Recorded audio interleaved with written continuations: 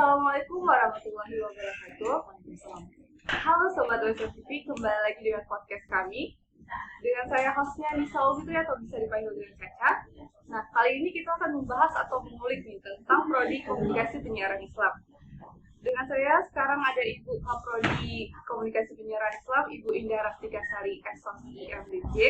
Yaitu podcast kita kali ini dengan tema meraih mimpi bersama KPI.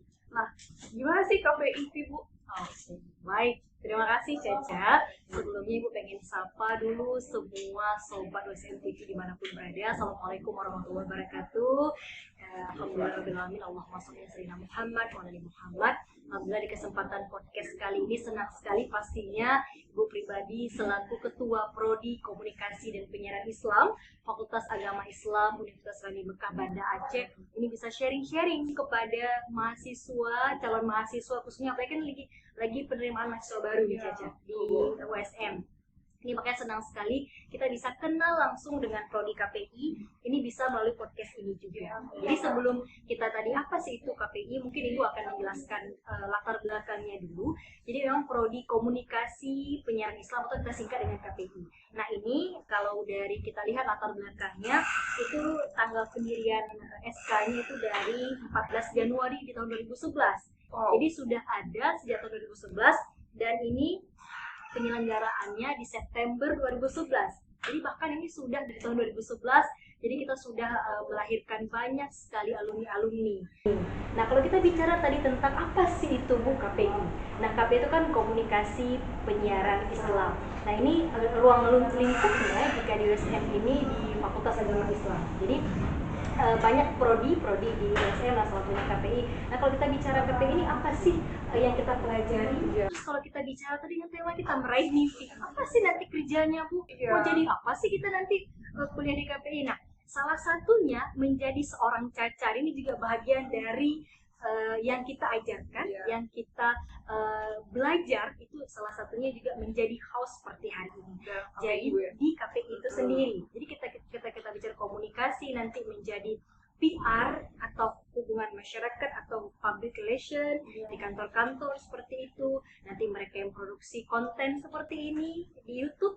Nah kalau hari ini kan Gen Z digitalisasi hari ini mereka dengan media sosialnya, dengan followersnya. Nah itu kan pasti mereka ingin buat konten gimana ya cara buat konten ini biar FYP. Nah itu kita bisa pelajari di sini. Jadi bagaimana kita bisa memproduksi karya kita di dunia digital. Nah juga kita bicara tentang digitalisasi dakwah. Jadi hari ini misalkan kita juga bukan hanya produksi konten, jadi tapi bagaimana konten itu berasaskan dengan etika-etika Islam. Bagaimana komunikasi yang kita sampaikan itu juga nilai-nilainya keislaman seperti itu. Dan juga ada mata kuliah kita spesifik misalkan kalau tentang dakwah, ada praktikum dakwah seperti itu. Jadi dengan belajar di KPI ini sangat luas sekali. Caca, betul. Ini ruang lingkupnya sangat luas sekali. Jadi bahkan dari kuliah pun kita bisa menghasilkan karya.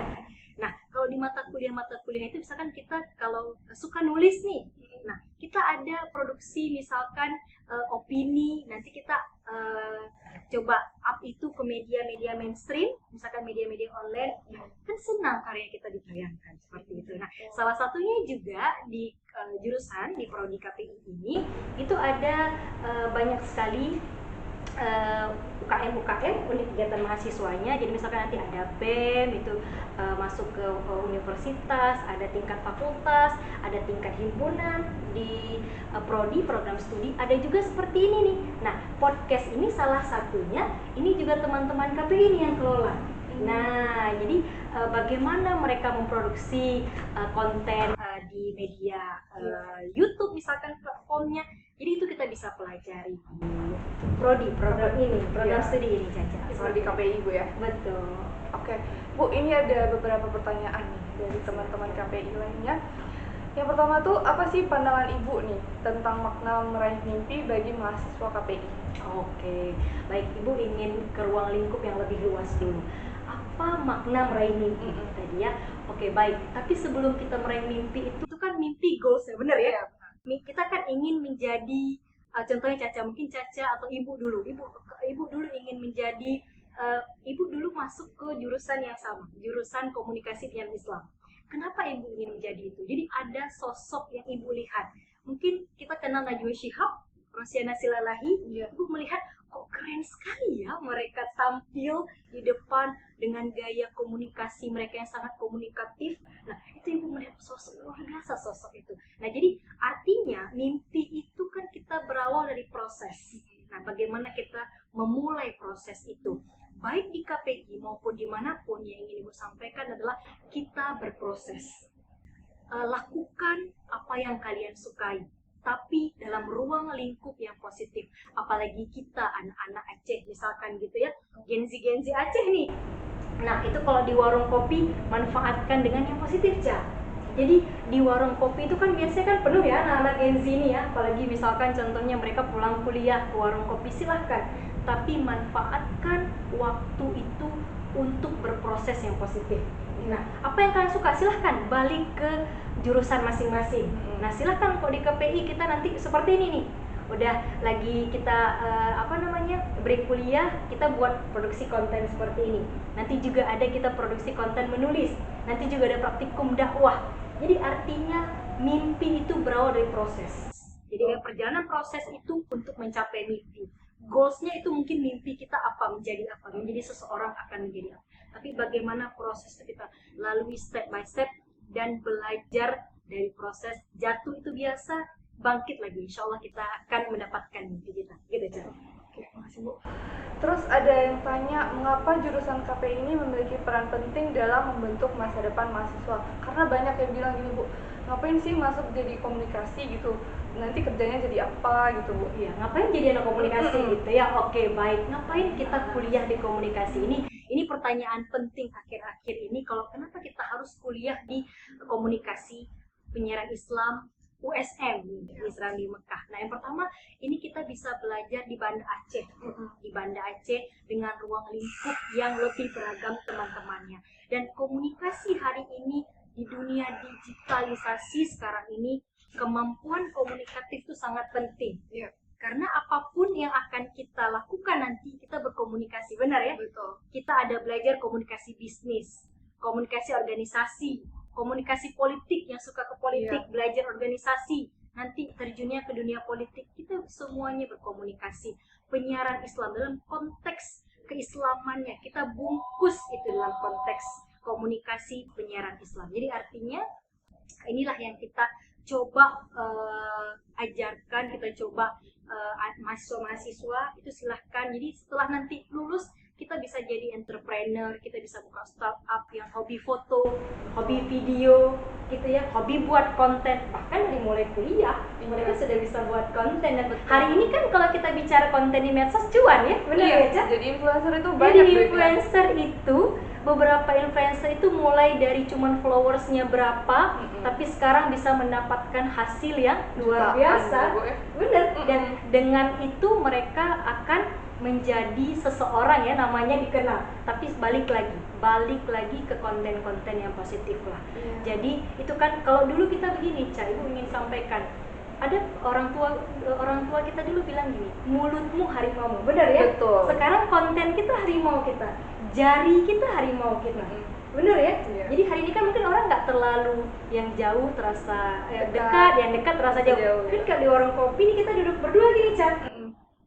Caca sibuk sama HP-nya, ibu sibuk sama HP ibu sedang dengan teman-teman atau sedang berselancar di dunia yang berkelana di mana-mana dengan HP. Tapi terasa kita dekat tapi jauh, jauh tapi dekat gitu kan. Makanya kemudian hari ini itu hati-hati makanya kita menggunakan gadget kita, apalagi di media sosial. Jadi apapun yang kita like, yang kita share, itu kita juga pelajari loh bagaimana kita bisa menangkal hoax. Hari ini dengan banjirnya informasi, itu kan kita kadang-kadang sulit membedakan. Hari ini era kecerdasan buatan ya, AI. Betul. Ini Caca bisa diubah jadi apapun, Ibu juga bisa diubah jadi siapa saja, benar ya? Dengan AI gitu. Jadi artinya kita juga harus bisa lebih selektif untuk menilai satu informasi yang masuk ke HP kita, karena ini sangat dekat sekali dengan kita hari ini, dan dia bagaikan pisau bermata dua. Jadi kalau kita baik memanfaatkannya, baiklah untuk kita. Tapi ketika kita tidak memanfaatkannya memanfaatkannya dengan baik, maka dia yang akan memanfaatkan kita. Maka gadget kita ini yang balik akan memanfaatkan kita. Jadi artinya bagaimana kemudian hari ini kita bisa menggunakan medsos dengan bijak, dan kita pelajari itu di komunikasi yang Islam USN, di Prodi KPI USN. Oke. Terus menurut Ibu nih, tantangan terbesar apa yang biasanya dihadapi mahasiswa dalam meraih mimpi mereka? Nah, ini dia. Ini kalau kita bicara challenge-nya ya. Ini apalagi anak-anak Gen Z nih. Yang Ibu perhatikan adalah bagaimana ketika menemukan satu masalah, mungkin terasa, aduh kayaknya nggak bisa deh. Mungkin Caca pernah gitu nggak? Pernah. Ngalamin sendiri nggak? Jadi kalau seandainya Caca Overthinking gitu ya? overthinking lagi ya, belum memulai tapi udah berpikir gini, jelek-jeleknya gimana? udah ini nanti kayaknya aku nggak bisa, aku nggak mampu. Siapa yang buat seperti itu? Diri sendiri sebenarnya. Musuh terbesar kita bukan orang lain, tapi betul. diri kita sendiri, karena kita memblok itu. Ya, kita memblok, kita menstop itu di diri kita sendiri sebenarnya. Jadi belum apa-apa kita udah bilang nggak bisa, nggak mau, overthinking. Dan ketika pun kita coba nih, we try it, kita coba itu, oke kita coba Allah, bismillah gitu kita coba. Tapi ketika kita dapat masalah, udahlah kayaknya aku nggak mau. Ini cepat kan. Gitu Cepat overthinking. Ini Gen Z ini gimana gitu ya? Betul. Overthinking. Jadi artinya permasalahan pasti ada, tapi insya Allah dia akan beserta solusinya. Iya. Gitu deh. Jadi teman-teman. Jadi apapun masalahnya itu insya Allah ada solusi. Insya Allah ada solusinya. Yang penting berusaha ya Bu ya. Berusaha dan coba lagi. Jatuh itu gagal, tapi gimana caranya kita bisa bangkit dari kejatuhan? Benar Ibu. Oke Bu. Selanjutnya, bagaimana peran Ibu nih sebagai dosen dalam membimbing dan memotivasi mahasiswa agar tetap konsisten mengajar baik? Nah, kalau kita di Prodi KPI itu ada sekitar 8 dosen. Iya. Yang diamanahkan saat ini Ibu menjadi ketua prodinya, gitu ya. Jadi dari 8 dosen ini itu kita mempunyai spesifikasi keilmuan masing-masing. Betul. Tapi ya tidak jauh dari ruang lingkup komunikasi, penyiaran, dan juga kemudian dakwah, gitu ya. Jadi masing-masing dosen ini tuh luar biasa, mendidik, mengampu. Jadi terkadang bukan hanya sebatas mahasiswa dan dosen, tapi keterikatannya lebih dari itu, dalam artian kita juga membimbing bagaimana motivasi, ya, bagaimana mungkin di tengah jalan atau lagi skripsian nih anak-anak Gen Z ya, yang lagi skripsi stuck, aduh kayaknya nanti aja lah gitu, diundur terus skripsinya, ya itu ya. Iya betul. Jadi kita coba juga gitu memotivasi mereka, jadi bukan hanya soal akademik saja, tapi bagaimana kita bisa juga motivasi dari hati ke hati gitu. Jadi komunikasi hati itu kita juga gunakan, dan dosen-dosen ini juga kan dengan keilmuannya membimbing dengan cara masing-masing. Kita coba komunikasi hati dengan mahasiswa seperti itu. Terkadang dosen kalau jadi kayak Ibu nih ngomong sama Caca kayak sebagai teman itu lebih masuk Bu, lebih enak, lebih nyambung gitu. Kalau Gen Z lebih enak. Kalau sebagai dosen kayak aduh bahasanya terlalu baku kadang gitu. Betul. Cuman kadang harus kita perhatikan adalah ada norma-norma atau ada adab, itu yang penting. Jadi adabu fawqa ilmi kan, jadi artinya adab itu di atas ilmu. Jadi semanapun kita cerdas dan pintar, tanpa adab no juga gitu.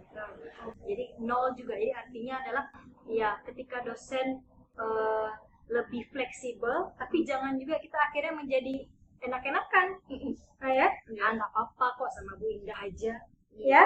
Bu Indah tuh enak kok, gitu. Contoh, orangnya santai, mesantai itu nggak buat tugas, oke? Enggak juga seperti itu. Jadi tetap yang lebih tua kita hormati, walaupun memang ada nanti dalam ruang-ruang konteks-konteks kita lebih cair, yang lebih santai. Kepada adik-adik kita menyayangi, dalam artian kita juga mengajak mereka, ayo kita apa yang susah MK ini misalkan, kita coba bantu mereka untuk belajar. Dan di KPI itu kita alhamdulillah ini kita sangat kompak ya, artinya abang-abang, kakak-kakak itu kating-katingnya itu juga merangkul. Diting apa? Adik leting apa? Adik letingnya ya. Ya betul. Leting seperti itu. Nah, pertanyaan terakhir nih Bu, apa harapan dan mahasiswi KPI ke depannya dalam menghadapi perkembangan dunia komunikasi yang semakin pesat. Betul. Jadi memang terkhusus untuk KPI dan seluruhnya ya mahasiswa-mahasiswi. Jadi artinya kalau kita balik ke digitalisasi, kita betul-betul harus baik memanfaatkan media sosial kita. Hari ini ada di genggaman kalian, di genggaman kita masing-masing. Ini sangat mudah kita manfaatkan, tapi jangan balik dia memanfaatkan kita. Jadi artinya kalau ada informasi disaring terlebih dahulu, ada double cross check di sana, dan justru ini kita bisa manfaatkan di era ini untuk kita lebih banyak berkarya, untuk lebih banyak karya kita, mengaktualisasi diri di karya-karya kita dengan media itu namanya memanfaatkan, Caca. Dan balik lagi tadi, kita silahkan untuk belajar sebanyak mungkin, sebaik mungkin, ambil momen-momen khususnya di pendidikan tinggi. Jadi sudah selesai sekolah menengah tingkat atas dan sederajatnya, silahkan mengambil posisi itu di universitas, masuk, karena memang pendidikan insya Allah itu akan mengubah kita, Caca. Jadi balik lagi, ilmu itu insya Allah akan membantu kita, ya. Maka tuntutlah ilmu dari kita sampai ke negeri Cina. Kayak Ibu Indah sampai ke negeri Cina ya, Bu? Alhamdulillah Allah beri kesempatan sampai ke negeri Cina, belajar di sana, dan alhamdulillah bisa mengabdi di sini di Prodi KPI. Jadi silahkan nanti kita bisa banyak sharing di Prodi KPI, Fakultas Agama Islam, USN Banda Aceh. Silahkan nanti, ini lagi pendaftarannya, kita nanti juga akan buat, kita akan nanti sertakan linknya juga. Jadi silahkan nanti kita bisa banyak sharing, belajar tentang bagaimana komunikasi itu, dunia penyiaran, dunia wartawan, jurnalis, itu dunia hari ini media sosial.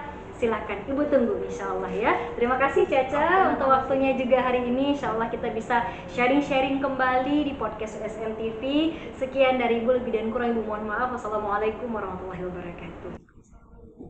Oke Bu, terima kasih untuk waktunya kali ini. Semoga podcast kali ini bisa bermanfaat nih bagi calon mahasiswa yang bingung mau ke prodi mana, mending ke prodi KPI. Oke, saya Nisa Fitri undur diri. Assalamualaikum warahmatullahi wabarakatuh. Waalaikumsalam warahmatullahi wabarakatuh.